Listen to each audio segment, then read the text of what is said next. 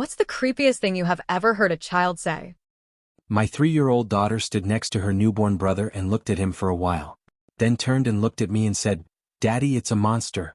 We should bury it." I thought it was just innocent jealousy, but the coldness in her voice gave me chills. "Mommy, can we sleep with the TV on? I don't want the big people to watch us sleep again." The night before, I had a nightmare about aliens watching us sleep. At first, I brushed it off. But when my 2-year-old said that the next day, I started wondering if it had really been a dream. My son tells me stories of scary Uncle Mike in his bedroom at night. He says he's a gray man that looks like his uncle and climbs on walls. One night, he tried to eat him. I know kids have wild imaginations, but this story kept coming back. The details he shared were far too vivid for a child his age. I'm not scared of the thing under my bed. The thing under the bed is my friend.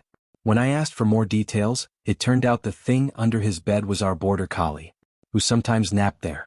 Harmless but still made me laugh. Once my son looked at me and said, "You're having a baby?" I had just found out I was pregnant but hadn't told anyone.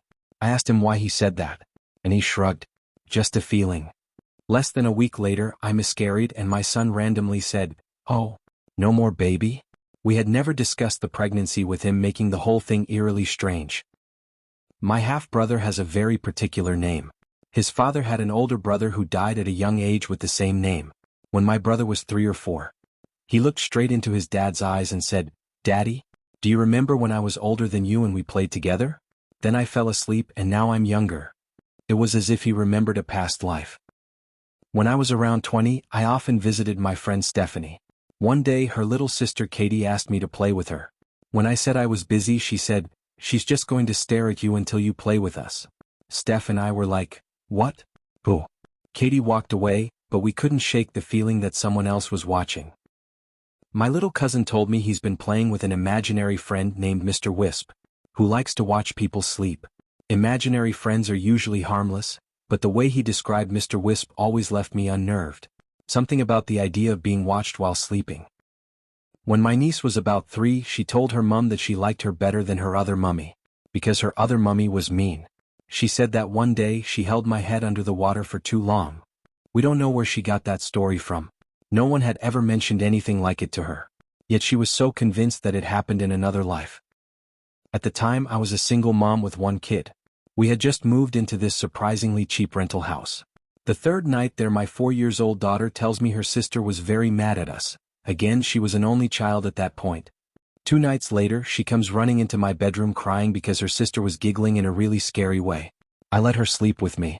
But the next morning when we went into her so she could change, she asks me if it's normal for there to be so much blood on the walls. I packed her stuff in the car and moved out on our 6th day there. I had no one else to turn to except my brother, who at the time, we had a very poor relationship with, but I called and asked for help. He was very surprised when he found out it wasn't just a relapse, and so offered to go back a couple of days later with a friend and get the rest of our stuff. He said the landlord was upset we moved so quickly, but that he'd been having problems keeping tenants for more than a couple of months at a time. His friend told me he offered the landlord to come back in a few nights and burn the place to the ground. I babysat a kiddo who was probably 3 or 4. And at the park she collected a dozen or more Rolly-Polly/pill bugs and put them in a cup. She collected some leaves to feed them. Pretended to take care of them. Then when it was time to leave, I said let's put them back so they can go home and we can go home too.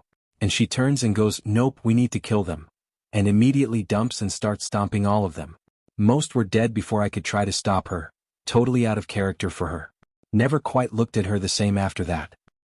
When I was 8, my new babysitter asked me, "Where's the stuff your daddy drinks before he hits your mommy?" I came from a loving, stable home, so I was confused and told her, "My dad doesn't hit my mom." She fell silent after that and I never saw her again. Only years later did I realize that she must have been asking out of her own painful experiences. My 4-year-old daughter says that before she was born she was a ghost. When she was a ghost, she would spy on us because she couldn't wait to be alive and live with us. It was such a strange thing for her to say, but she spoke with such sincerity that it made me wonder about the stories we'll never fully understand.